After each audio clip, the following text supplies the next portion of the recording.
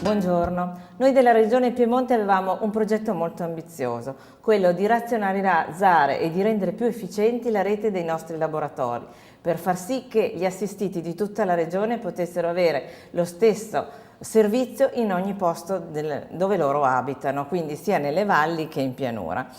Per raggiungere questo obiettivo ambizioso, uno dei problemi che ci è subito saltato agli occhi era quello che la codifica delle analisi nei laboratori in ogni dove erano differenti all'interno dei LIS. Bisognava quindi creare un nomenclatore comune e condiviso da tutti che fosse sia utile per la rendicontazione ma soprattutto per essere utilizzato nei LIS senza cambiare le abitudini di nessuno. A questo scopo abbiamo scelto il LOINC, che ha la maggiore possibilità e la maggiore scelta di utilizzo per quanto riguarda le analisi di laboratorio e non solo.